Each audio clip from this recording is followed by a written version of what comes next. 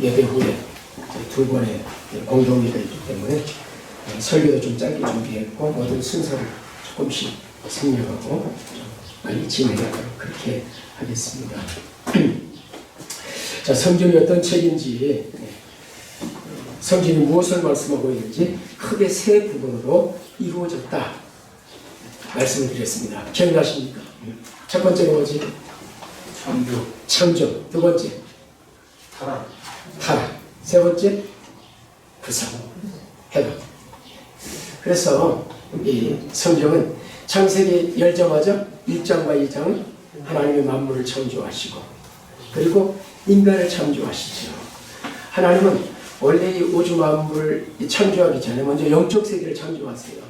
그리고 영계가 창조돼요. 그리고 이제 보이는 세계가 창조되는데 어쨌든 그 창조한 세계를 관리하고 통치하고 책임질 관리자로 또 하나님과 교제하며 예배한 하나님의 형상으로 존귀한 인간을 하나님이 창조하시죠. 그 내용이 1장과 2장이 나온다고 그랬죠. 창세기 1장, 2장. 그리고 이 3장에 가면 무슨 이야기가 나와요? 인간의 타락 이야기가 나오죠. 아담과 하와가 먼저 지음받은 영적 세계에 있었던 이 천사 타락하고 그래서 쫓겨나서 이 땅의 권세를 가지고 아담과 하와를 유혹해서 자기 편으로 만들게 되지요.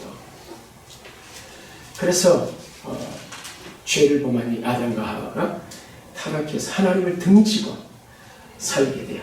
그리고 하나님의 형상으로 창조 하나님의 형상이 깨어져요. 하나님의 형상을 잃어버려요. 예배를 잃어버리고 감사를 잃어버리고 그리고 구원은 뭐냐? 다시 하나님의 형상을 회복하고 예배를 회복하고 감사를 회복하고 그 모든 원래 이 창조 때 주어졌던 하나님의 축복이 그 모든 것을 다시 누리는 삶으로 그래서 하나님과 깨어졌던 관계가 회복되는 것 구원이란 뭐냐? 또 다른 말로 회복이라 그랬죠. 관계의 회복, 하나님과 깨어진 관계의 회복, 하나님의 형상의 회복. 성화는 뭐냐? 관계가 발전하는 거예요. 신앙생활하면서 더 시간이 가고 말씀 보고 기도하고 그럴수록 점점점 성화의 단계, 하나님과 관계가 깊어지죠. 그리고 영화는 하나님 관계의 완성으로 들어가요. 그래서 구원은 단순한 한 단계가 아니고 넓은 개념 속에서 이야기를 한다고 말씀드렸어요. 여러 개념들이 있어요. 그 가운데 중요한 개념이 바로 이러한 개념. 창조, 타락, 구성 또는 회복. 그래서 이 이야기는 이 3장까지예요. 아주 짧아요. 나머지 그 긴 성경 창세기 3장에 의해서 계속 이어지는 요한계시록까지 이야기는 무슨 이야기라고요? 구속의 이야기. 그래서 성경은 뭐다? 구속사라고 했어요. 구속의 역사. 아브라함을 보내시고 아브라함을 부르시고 다윗을 부르시고 성경에 나오는 모든 그 역사가 바로 구속의 역사예요. 그들을 통해서 하나님 약속하신 메시아를 보내는 통로가 만들어지죠. 때게 되면 보내세요. 그래서 성경이 구속사라는 사실을 기억하고 그래서 성경은 구속사로 봐야 된다 그런 이야기를 끊임없이 하는 거예요. 구속사 중심으로 풀어가야 된다 이렇게 이야기하고 그런데 문제는 그 구속사는 어떻게 이루어졌는가 이 부분에 대해서 말씀드렸는데 자 여러분 이 성경이 어떻게 이루어졌는가 창조 타락 구속은 여러 번 했어요. 근데 그 구속은 어떻게 구성되는가는 별로 말씀드린 것 같지 않아요. 어떻게 이루어졌을까요? 뭘로 되어 있을까요? 구속은 두 단어로 되어 있어요. 두 개의 단어. 하나는 약속이라는 단어예요. 또 하나는 그 약속이 어떻게 성취라는 단어예요. 성경은 구속사, 이 구속사는 약속과 성취라는 거예요. 성경은 약속과 성취를 찾아가는 거예요. 하나님 어떤 약속을 하셨고 그게 어떻게 성취됐는가 그걸 보는 거예요. 그런 눈을 기르는 게 성경 공부예요. 그래서 하나님의 이 구원 약속, 구속사에 있어서 구원을 약속해요. 메시아를 보내겠다는 약속. 그 첫 번째 약속이 어디에 있느냐? 바로 창세기 3장 15절에 있어요. 바로 인간이 범죄하고 타락하는 이후에 즉각적으로 하나님께서 구원 계획을 보내서 이 구원의 약속, 메시아를 보낼 약속을 하세요. 창세기 3장 15절입니다. 굉장히 중요한 구절이죠. 구속사에 있어서.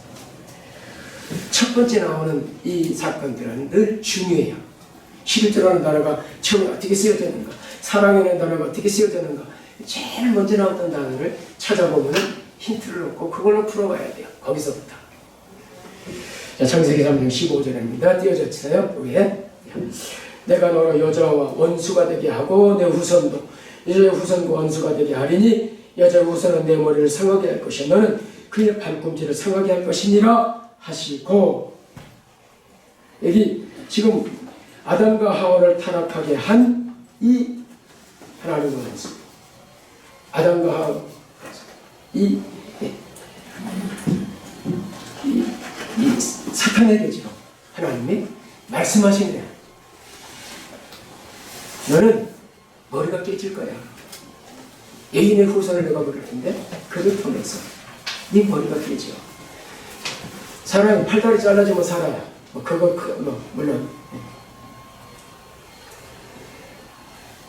자, 한국에서 제가 매년 수련을 한 10개 이상을 했는데, 교직자 수련회라는 수련을 하다가 교사를 적십자사에서 빌려가지고 있는데, 급하게 막 문을 나가다가 확 나가는데 통유리가 있었어요. 그걸 뚫고 나가.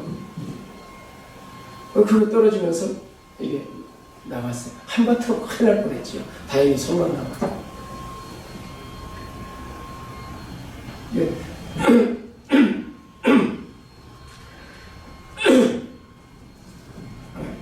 이야기는 길어지긴 거야. 지금 사탄에게 지금 하나님께서 너 머리가 깨질 거야. 그래서 손이 이렇게 나가니까 병원에 이제 입원해가지고 마취 하고 이제 수술했는데, 그때 이건 그 생각하면 아직도 손이하고 나가면 있지. 그게 나는 목사니까 여기만 저 건져놓으면 돼. 소리 전하는 데만 지장 없으면 문제가 없어. 교인들한테도 이거 정도는 괜찮아요. 이 정도 이거는 여기 나오면 안 되니까. 예, 머리를 깨트리면 끝나는 거지요. 그래서 사단의 머리를 상하게 할 것이다 하고 말씀하죠. 그건 누구냐? 여인의 후손으로 오신 그분을 보내겠다는 약속을 이렇게 하는 거죠. 그래서 이 첫 아담과 하와가 하나님을 등지고 타락하게 된 것은 바로 사탄의 욕을 빠져서 이제 사탄을 따르는 자가 됐거든요. 그 말. 하나님과 원수가 됐어요. 그의 종이 됐어요. 하나님 관계가 산산조각나고 하나님의 관계가 깨어지고 하나님 형상이 깨진 거죠. 하나님이 점점 죽으리라고 그러는데 그 죽음이라는 관계가 깨지는 거예요. 그래서 하나님과의 관계가 단절되는 우리는 죽음이라, 영적 죽음이라 그렇게 이야기하죠. 그런 의미에서 불신자는 죽었다라고 이야기하는 거죠. 그래서 우리가 전도는 왜 생명 살리는 일이라 그렇게 하느냐 그런 이야기죠. 요한일서 3장입니다. 8절 상반절 죄를 짓는 자는 누구에게 속했어요? 마귀에게 속한다니 마귀는 처음부터 범죄하니라. 그 처음부터라는 이야기는 세상 지어지기 전부터 그 이전에 영적 세계가 창조됐을 때 하나님이 비포와 소금을 들려가지고 하나님을 찬양하는 그런 존귀한 존재로 지었거든요. 그런데 하나님과 비길이라 하면서 교만해서 타락하게 된 거예요. 그 천사거든요. 처음부터 범죄합니다. 그래서 쫓겨난 이 사단이 이제 자기 편을 만드는 거지요. 거짓말로. 하나님처럼 될 거야. 그래서 사단은 처음부터 거짓말한다고. 처음부터 범죄한다고. 그래서 죄를 짓는 자마다 누구에게 속했다고요? 마귀에게 속해 있는 거예요. 누구 소속이냐? 그 소속이요. 그래, 불신자, 너는 마귀 소속에 그런 말을 하지 마시고. 이게 우리 이야기니까. 예. 요한계시록 12장 보세요. 그죠? 큰 영이 내어 쫓긴 옛뱀 곧 마귀라고 누가 사탄에게도 온천을 꿰는 자라. 옛뱀 나오죠. 큰 용이기도 하고 마귀, 옛뱀. 옛뱀이 어디 나오는 옛뱀이에요? 창세기 3장에 나오는 아담과 하와를 유혹했던 그 옛뱀이에요. 단순히 뱀이 아니에요. 뱀으로 등장하는 용이요. 그리고 마귀요. 사탄, 온천을 꿰는 자. 예수님까지도 유혹했던 자. 그가 바로 옛뱀이에요. 사탄이지요. 그래서 사탄을 통해서 유혹해서 자기를 따르게 하는 거지. 자기 소속으로 삼고 자기 종으로 삼아서. 에베소서 2장입니다. 3절. 그때 너희는 그 가운데서 이 세상 풍조를 따르고 공중의 권세를 따라서 곧 지금 불순하고 역사하는 영이라. 그때는 언제냐면 에베소 교인들이 믿지 않을 때, 그때 너희가 어떤 상태에 있었는가를 지금 이야기해요. 이 세상 풍조 따르고 공중 권세장을 따랐어요. 공중의 권세, 그게 사탄이거든요. 공중 권세장. 그래서 이 권세를 위해서 내가 너한테 죽긴 한테 전해 그러잖아요. 지금 그가 누구냐? 불순의 아들 가운데 역사하는 영, 악한 영. 그러죠. 악한 영, 악령. 그게 우두머리, 사탄. 여러 이름으로 나와요, 성경에. 사탄. 전에는, 믿기 전에는 우리도 다 그 가운데서 우리 육체의 시험 따라 지는 육체와 마음이 원한을 다른 일을 가지고 본질상 진노의 자녀. 누구의 진노? 하나님의 진노. 왜냐? 자기를 대적하는 원수? 하나님이 창조했어요. 나를 선별하고 하나님을 경배하고 예배하라고 했어요. 그런데 사단을 경배하고 사단의 말을 따라갔어요. 그의 소속이 됐어요. 사단 편에 섰어요. 그러니 본질상 진노의 자녀가 된 거예요. 이게 인간의 범죄한 이후에 처한 현실이고 모습이에요.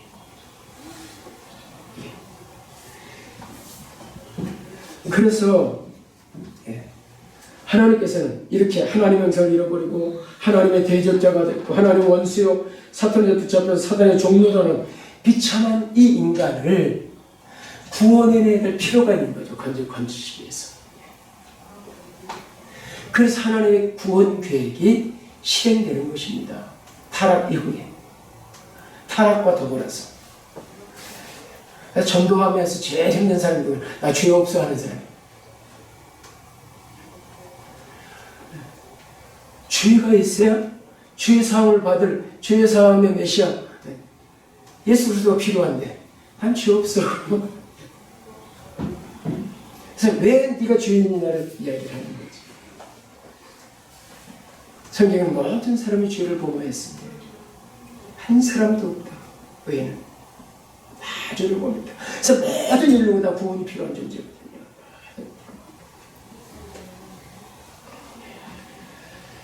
우리 역시도 에베소 교회들은 우리 역시 마찬가지였거든요. 그 가운데 있었어요.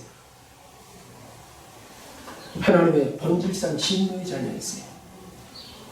그래서 건져낼 구원자, 메시아에 대한 약속, 하나님의 진노를 풀어줄 화목제물이 필요했어요.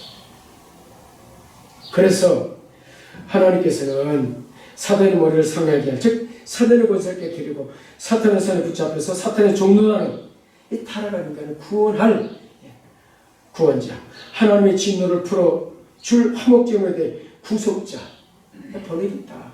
여인의 후손을 보내겠다 하고 창세기 3장에 처럼 약속. 그래서 그걸 최초의 복음이라 원시복음, 가장 기쁜 소식. 이것이 최초에 울려 퍼진 복음이지요. 그래서 그 여인의 후손으로 오신 분이 바로 우리가 잘 아는 예수 그리스도지요. 사도 요한은 예수님이 이 땅에 오신 일을 이렇게 이야기해요. 예수님 오신 일 여러 가지로 이야기를 할 수 있어요. 성경을 내가 섬기려고 이런 내가 오는 것은 여러 가지가 있는데 지금 이 구속사와 관련해서 지금 이야기를 풀어갈게. 요한일서 3장 8절입니다. 죄를 지는 자는 마귀에 속한 자, 마귀는 처음부터 범죄. 하나님의 아들이 나타나신 것은 하나님의 아들이 왜 이 땅에 오셨는가? 왜 성탄이 있었는가? 뭐 때문에? 뭘 멸하려고? 마귀의 일을 멸하려고. 마귀의 머리를 상하게 하려고. 그리고 그 손에서부터 그로부터 그의 종로라는 이 비참한 인간들을 건져내려고. 이게 구원이에요. 그래서 로마서 3장 25절에 이렇게 이 예수를 하나님의 그의 피로 말미암으로 피로서 믿음으로 말미암아 화목제물로 세우셨다. 하나님이 예수님 화목제물로 보내신 거예요. 자기 아들을. 마치 모리아 산에 아브라함이 자기 이삭을 번제단에 붙듯이 그렇게 독자 이삭을 그래서 이삭이 예수 그리스도의 모형인 것이에요. 구속사에서. 요한일서 2장 2절입니다. 그는 예수님이죠. 그는 우리 죄를 위한 화목제물이니 우리만 위할 뿐 아니라 온 세상의 죄를 위해서 이 땅에 죄는 하나님과의 원수관계에 놓인 게 아니라 진노 가운데 놓이니까 그 진노를 유화시켜야 돼요. 그 진노를 하나님의 진노를. 그래서 화목제물로 오셨다라고 이야기합니다. 화목제물. 하나님 화목제물을 보내셨다. 그래서 세례 요한은 요한 복음 1장에서 뭐라고 이야기를 합니까? 예수님 보고 세상 죄를 지고 간 하나님의 어린 양, 제물이 된 어린 양으로 표현하죠. 이러한 이 구속의 약속은 구약 창세기 3장에서부터 계속 이어져 가서 말라기까지. 그래서 말라기에 엘리야 세례요한을 보낼 것이고 메시아 예수를 보낼 것이다. 약속이 이루어지죠. 그리고 400년이 암기가 지난 뒤에 이제 예수님이 오시게 되지요. 그 이야기가 복음서에 특별히 마태복음, 누가복음에 그분의 탄생에 대한 기록이 있게 됩니다. 자, 먼저 이분이 오신다는 약속이 성경에 오늘 읽었던 우리 교독했던 교동문도 바로 메시아 탄생에 대한 메시아가 오시면 어떤 일이 있을 것인가? 경쟁과 인간의 다툼과 사자와 소가 함께 올리고 어린이가 독사불에 손을 넣어도 해를 받지 않는 그게 바로 교회예요. 그게 바로 하나님 나라예요. 그런데 교회가 서로 물고 싸우는 이건 교회의 모습을 상실하는 것이지. 그래서 계속 성경은 이 메시아가 보낼 것이다. 이걸 이제 점진적이라 그래요. 우리의 구원도 점진적 구원이에요. 그래서 신앙생활 성화로 이 칭의로 시작이 돼요. 예수를 믿으면 칭의의 구원을 받아요. 법적인 거예요. 의롭게 여겨주세요. 뭘 보고? 예수님의 피를 보고. 나를 보시는 게 아니라 예수님의 피를 믿는 나를 보시는 거예요. 피가 받아진 나를 보고. 너는 의로워. 왜냐하면 그 피로 죄사함을 못했으니까. 정결케 됐으니까. 그건 시작이에요. 그리고 점차 성화의 길과 거룩으로 나아가요. 주의 모습을 닮아가요. 이게 구원이 점차 자라가는 것이죠. 하나님과의 관계가 발전되는 거예요. 처음에 선 와서 이렇게 오다가도 처음 만나서 이제 관계가 맺어졌으면 계속 만나면서 관계가 깊어져가요. 그렇게 대부분 직장 안에서 그래요. 저희 사역자는 다 교회에서 만났습니다. 우리도 교회에서 만났어요. 한교회에서. 같이 찬양되고 같이 교사하고 같이 청년 활동하고. 저는 장성천인데 한평에 군청에 와서 근무를 했거든요. 군청으로 한평에 발령나서. 그래서 저희 교회를 한평 목교에 나왔으니까 제 목교에 왔으니까 만나가지고 그래서 이제 결혼을. 우리 사형제가 다 목사인데 사형제가 다 교회에서 만났어요. 한 교회에서 있으니까 가까워지고 그런 것이지. 그러면서 발전해 가요 이게. 그래야 결혼해 이게 완성이에요. 그래서 예수님이 새하늘과 새 땅에서 뭐예요? 결혼식 하잖아요. 긴 모시고 그렇게 해서 완성. 영화에도 들어가는 거예요. 구원은 그러니까 친구만 가지고 예수 믿어 천국과 예수 믿어 죄사함 받아 이것만 가지고 이거는 시작이라는 얘기예요. 많은 교회들이 여기서 끝나요. 계속해서 발전을 해요. 깊어져가고 주님과 관계가 깊어져가고 감사가 더 커져가고 예배가 더 깊어져가고 하나님의 사랑이 더 깊어져가고 자꾸 그런.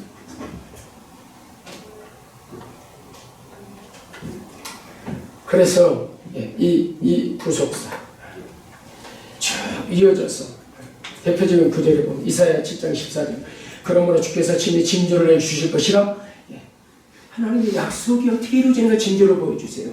보라 처녀가 잉태에 아들을 낳을 것이 그 이름 임마누엘이라. 처녀가 잉태한다. 여인의 후손 창세기 3장 15절 염두에 두세요. 그래서 아들을 낳을 것이다. 예수님 구원자가 처녀를 통해서 오실 것이라는 약속이 계속 이어지죠. 이사야를 통해서 이렇게 밝히고. 그래서 예수님의 탄생했을 때에 마태복음 1장 이렇게 이야기합니다. 1장 21절 23절 예수 그리스도의 나심 탄생은 이러하니라 그의 어머니 마리아가 요셉과 약혼하고 동거하기 전에 성령으로 잉태되는 것이 나타났다. 부정론을 통해서 잉태된 게 아니라 성령을 통해 잉태됐어요. 성령으로 오세요. 그래서 아들을 낳으니 그 이름을 예수라 하려는 그가 자기 백성 그들의 죄에서 구원할 자이시니라 하니라. 이 모든 일이 된 것은 주께서 선지자의 말씀을 이루게 하시니라. 약속이 성취되는 것이다. 이야기예요. 하나님의 약속이 이건 성취야. 이렇게 성취될까? 이것은 바로 하나님 약속의 성취라 이야기를 하는 거죠. 선지자로 나온 말씀을 이루게 하시니 이르시되 보라 처녀가 있는데 아들을 낳을 것이요 그 이름을 임마누엘이라 하리라. 그래서 우리와 와서 장막을 치고 우리와 함께 하신다. 그래서 우리 구원자 예수님 탄생 한마디로 이미 창세기 3장 15절에 약속하신 대로 사탄의 머리를 깨뜨릴 여인의 후손으로서 보내시겠다는 하나님의 약속의 성취가 바로 성탄절이에요.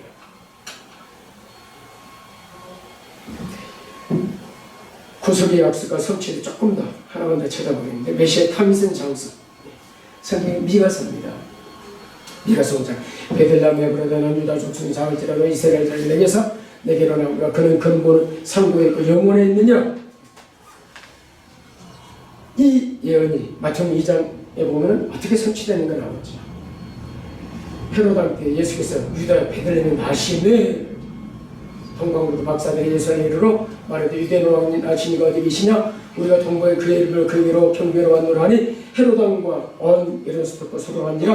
왕이 모든 대지성 백성의 선배들을 모아서 그리스도가 어디서 나겠느냐. 이르되 유대 베들레헴이니 이는 선지자에게 기록돼서 지금 미가서 예언을 해요. 또 유대 땅 베들레헴 나는 유대 권리 자들들어도 잡지는 내려서 한 다스린 자가 나와서 내 백성 이스라엘의 목자가 될 것이다 하고 알려줘요. 유대인들은 다 알고 있었어요. 이 메시아가 오신다는 약속을. 그리고 그 약속을 기다리고 있었어요. 그런데 문제는 정작 오셨음에도 불구하고 그들은 이 약속을 성취됐다는 사실을 믿지 않아요. 지금도 믿지 않아서 메시아를 기다리고 있어요. 유대인들은. 왜냐? 메시아에 대한 성경 해석이 다르기 때문에. 정치적인 메시아를 기다려서 그들은 예수님 때 끊임없이 요한이나 오실 거기가 당신입니까? 당신입니까? 오면은 뭐예요? 그들은 기다리고 있었어요. 그런데 이 징조 있었음에도 불구하고 그리고 다 이렇게 줄줄 유대인들은 어려서부터 저 오경을 다 암송하거든요. 성경을 줄줄 암송하고 성경을 바삭하게 알고 다 알잖아요. 어디서 태어날까라는 거, 어떻게 태어날까라는 거. 그럼에도 불구하고 이들은 믿지 않는 것이죠. 이 비극이죠. 아느냐가 아니라 얼마나 믿느냐가 중요한 것이죠. 약속대로 이분이 하세요. 그래서 성탄절은 약속의 성취가, 구속사는 약속과 성취가, 이미 성취된 것들이 아직 성취되지 않은 게 있어요. 그 다음 시간에 다음 주에 말씀드릴 것이에요. 그래서 오늘 본문이 이렇게 말씀해요. 때가 참에 하나님이 그 아들을 보내서 누구에게 나가셨다고요? 여자에게 나가셨어요. 그냥 그렇게 예언하셨으니까. 아니, 이번은 특별한 분이니까. 왜 율법을 나게 하셨느냐? 율법에 있는 자들을 속량하시기 위해서. 율법의 역할이 뭐냐? 너 주인이야, 이걸 알리는 거죠. 그래서 주로부터 속량하고 사단으로부터 건져낸 속량이라는 단어는 값을 주고 샀다, 그런 이야기예요. 속량이라는 단어. 그래서 값을 치렀어요. 어떤 값이? 하나님의 예수 그리스도의 목숨값이 치러졌어요. 그러니까 구원을 가볍게 생각하시면 안 돼요. 구원은 어마어마한 가치를 지불하고 지금 우리가 이 자리에 있는 것이에요. 사람들은 구원을, 그래서 히브리서 1장이 뭔지 아세요? 1장에서 2장으로 보면 이 큰 구원을 등한히 여고 어찌 피하려고 해요. 하나님의 진노를 어찌 피하겠느냐. 이 어마어마한 큰 구원을 등한히 여기고 가볍게 생각한다면 마치 에서가 장자권을 우습게 하고 가볍게 여기고 그랬던 거죠. 그리고 나중에 통탄하면서 후회하죠. 히브리서 2장에 그 이야기를 하고 있어요. 그래서 왜 이렇게 하셨느냐? 우리로 아들의 명분을 얻게 하시려고 원수였던 우리를 양자로 삼는 거예요. 구원은 하나님의 선택이 시작되었어요. 성령 부르셔서 중생시키셔서 죄를 해결하게 하시고 회심하게 하셔서 우리에게 의롭다 하시고 그런 의롭다는 그들을 양자로 삼으시고 자녀로 삼으시고 이 과정들이 마지막에 영원히 가요. 구원의 서정이라고 해요. 그래서 구원의 과정. 그래서 지금 이렇게 성령에서 아들의 명분을 위해서 우리로 하여금 하나님을 아빠, 옛날 성경에 아바라고 해서 아바 아버지. 예수님 십자가에서 아바 그러거든요. 이게 친근한 하나님. 그건 친근한 명분, 아빠 아버지. 저희 며느리는 아버님 저한테 그렇고 저한테 어머님 그래요. 근데 친정에 가면은 아빠, 엄마 그러거든요. 저희 딸도 우리 집에서는 당연히 아빠, 아동부 내가 있든지 어든지 아빠 가는 엄마 저 시댁에 저 아픈 사람이거든. 시댁 가면 그러겠죠. 저 번호만 어머님, 아버님 그러겠지요. 제 며느리가 하듯이. 우리로 하여금 아빠나 부르게 하셨다는 거예요. 이유가 이게 되십니까? 하나님과 우리가 얼마나 친근한 관계에 있는지. 친정집에 가면 똑같아요. 친정아버지죠. 아빠, 아버지라 부르게 하시는 거예요. 그러므로 네가 이후로는 종이 아니요 아들이니 아들은 하나님을 알며 유업을 받을 자. 하나님은 유업, 하나님을 상속합니다. 이분. 그래서 하나님은 창세기에 약속된 그 여인의 후손을 우리의 구원자 예수님을 하나님의 정하신 때가 찼을 때 하나님의 정하신 방법으로 하나님의 정하신 장소에 이렇게 보내시는 것입니다. 우리는 기도할 때랑 우리 삶의 문제가 뭐냐? 하나님의 때를 기다리지 않아요. 자기 때 응답이 안 되면 하나님이 정말 계시고 자기 방법대로 응답이 안 되면 실망하고 낙심합니다. 자기가 원하는 장소에 자기가 원하는 방법으로 응답되어 하나님의 살아계신다 그렇게 믿고 하나님은 경험을 해요. 신앙은 뭐냐? 기다리는 거예요. 하나님의 때를 기다려요. 하나님은 약속을 지키시는 거예요. 반드시 응답하신 약속하셨습니까? 그리고 기다리는 것이에요. 이게 신앙, 약속을 기다리는 게 신앙이에요. 하나님 응답을 기다리는 것이에요. 내 방법대로가 아니라 내 생각대로가 아니라 하나님의 방법대로 되는 것. 그래서 그것을 예수님은 내 뜻대로 없이고 아버지의 뜻대로 기도하시고 이번에 정말 내 뜻대로 되는 것. 내 원대로 내 방법대로 해결되기 전에 여러분이 만나는 문제와 여러 가지를 또 내 하나님은 하나님의 방법으로 해결하시고 하나님의 때 해결하시는 거지 내 기도하고 내 응답대로가 아니에요. 내 생각대로가. 여기에서 차이가 생기는 거예요. 신앙. 이 부분을 오해합니다. 우리는 이 약속대로 하나님의 원하신 장소에 하나님의 방법 몇천 년 걸렸어요. 몇시간 없어. 천년을 거쳐서 몇천 년이 지났어. 왜냐하면 하나님 하루가 천년 가고 천년이 하루가 그런 분이 하나님이시거든요. 하나님의 시간은 카이로스와는 다른 것이에요. 시간 개념이. 근데 우리는 우리식으로 계산을 하니까 어때 이렇게 오래 걸렸는데 응답도 안 해주셔. 하나님의 시간이 어떤 시간인가를 이해해야 돼요. 그래서 약속대로 오셨어요. 정하신 장소에 정하신 때 하나님 정하신 방법으로 여인의 후손을 통해서 오셨어요. 하나님의 약속이 성취됐어요. 이날이 무슨 날이에요? 이 성탄절이에요. 이날이. 그래서 저는 우리가 성탄을 앞두고 뭘 생각해야 되는가? 하나님의 신실하심. 성탄절은 하나님의 신실하심이 드러나는 날이에요. 하나님의 약속이 어찌 성취되는 걸 보여주는 날이에요. 그래서 이 성탄절에 하나님은 얼마나 신실하신 분이까 약속의 신실한 하나님을 바라봐야 돼요. 그리고 그 놀라우신 하나님을 찬양해야 돼요. 성탄절날 예수님의 생일은 착하게 의미 없어요. 이 날짜도 아니에요. 그냥 그런 줄 아시고 그냥 저도 내 생일이 아닌데 생일 세요. 왜냐하면 애들이 달력도 없이 사니까 우리는 생일이 그전에 쓰던 뭐죠? 음력으로 되어 있으니까 음력 10월 8일이요. 애들 기억 못해요. 아니, 나도 기억 못하는데 생일도 지나가 버리고 아내도 잊어버리고 나도 잊어버리고 지난 언제 그 생일이었는데 그럴 때가 여러 번 중요하지 않아요.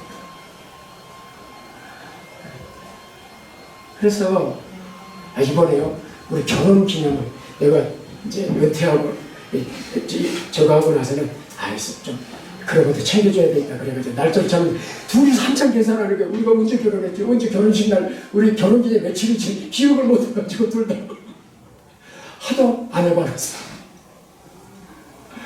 여러분 기념을 목숨 걸지 마시고 내가 언제 구원받는가 예수님이 내가 만난 날이 언젠가 내가 새 생명 얻은 날이 언젠가 그게 더 중요해요. 사실은 생일 생각하면 진짜 중요한 건 그냥 이제 생각도 안 하고 별 의미도 없는 걸 자꾸 찾으려고 그러지 마시고 기도하면서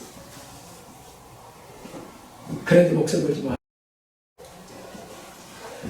이 생일 잊어버릴 수도 있고 지나갈 수도 있고 결혼을 잊어버려 결혼을 잊으면 큰일 나는 걸로 생각하고 이런 것도 안 되죠. 그러면 이제 그럴 수 있지요. 해줘야지요. 그러나 우리가 이 땅에 살면서 뭐가 목표고 우리의 소망이 뭔가를 생각한다면 그런 건 크게 의미 있는 게 아니라는 거예요. 주 안에서 얼마나 더 주님과 함께 동행하는 삶을 사는가, 어떻게 하나님 나라를 확장하는가, 어떻게 하나님의 교회를 세우는 이런 것들이 우리의 기쁨이요 즐거움이요 이런 얘기해야 되거든요. 그래서 이 약속의 성취, 하나님의 이 신실하심을 생각하시면서 이 성탄절을 보내시는 게 참 좋겠다 이런 생각을 하면서 오늘 이제 초림 이날이 어떤 날인가 하나님의 약속이 성취된 하나님의 신실하심이 드러나고 약속이 성취된 날이야. 그렇다면 하나님께서 우리에게 약속한 성경의 약속이 어떻게 된다는 얘기예요? 우리에게 약속하신 것도 성취된다는 소리를 믿으시기 바랍니다.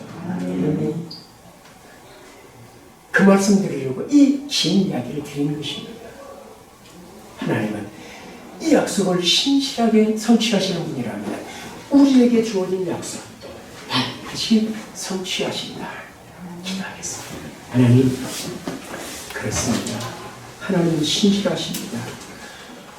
그 약속에 신실하셔서 하나님의 때, 하나님의 방법으로, 하나님의 정한 장소, 하나님의 손길로 그 일들을 하나하나 차곡차곡 우리는 몰랐지만 당시의 사람들은 잘 모르기도 했지만 계속 준비해 오셨고 때가 되면 하나님은 그 약속을 성취하셨습니다. 약속에 신실하신 좋으신 하나님, 우리의 기도도 그리 응답될 것이고 우리에게 약속하신 것 하나하나 그리 성취될 것입니다. 감사합니다. 이 신실하신 하나님을 우리의 아버지로 예배할 수 있도록 은혜 주시니 감사합니다. 예수님의 귀하신 이름으로 기도하옵나이다. 아멘. 찬송가 115장 1절만 읽으시겠습니다. 1절.